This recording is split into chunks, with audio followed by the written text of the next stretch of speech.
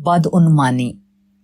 بمبئی میں ایک کئی منزلہ عمارت بنائی گئی، اس کا نام آکاش دیپ رکھا گیا، مگر جب وہ بن کر تیار ہوئی تو اچانک گر پڑی۔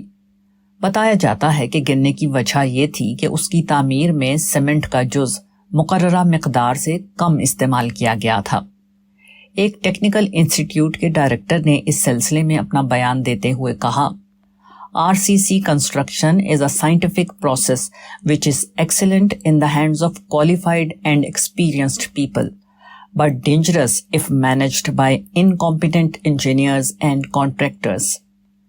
RCC تعمیر ایک سائنسی طریقہ ہے جو بہت عمدہ ہے جب وہ لائق اور تجربہ کار لوگوں کے ہاتھ میں ہو، مگر وہ اس وقت خطرناک ہو جاتا ہے جب اس کو استعمال کرنے والے نااہل انجینئرز اور ٹھیکیدار ہوں۔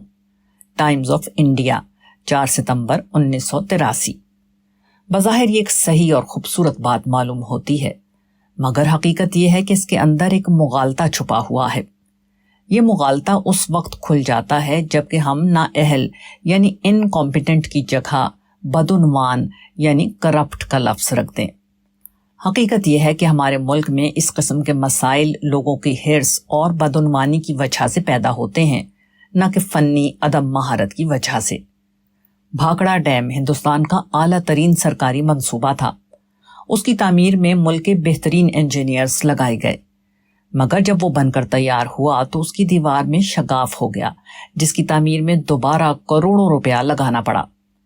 اس قسم کے واقعات ہر روز ہمارے ملک میں ہو رہے ہیں۔ یہ سب کام ہمیشہ فنی ماہرین کی نگرانی میں انجام پاتے ہیں۔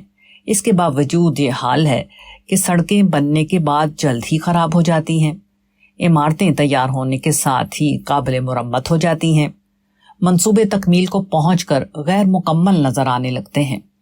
اس قسم کے تمام واقعات کی وجہ بدعنوانی ہے، نہ کہ فنی مہارت کی کمی۔ بدعنوانی ایک نفسیاتی خرابی ہے اور فنی مہارت میں کمی ایک ٹیکنیکل خرابی۔ نفسیاتی خرابی کو ٹیکنیکل اصلاح کے ذریعے دور نہیں کیا جا سکتا۔ اگر ہم چاہتے ہیں کہ ملک میں واقعتاً ایک بہتر سماج بنے تو افراد قوم کی نفسیاتی اصلاح کرنی ہوگی۔ صرف ٹیکنیکل کورس کے اضافے سے یہ مقصد کبھی حاصل نہیں ہو سکتا۔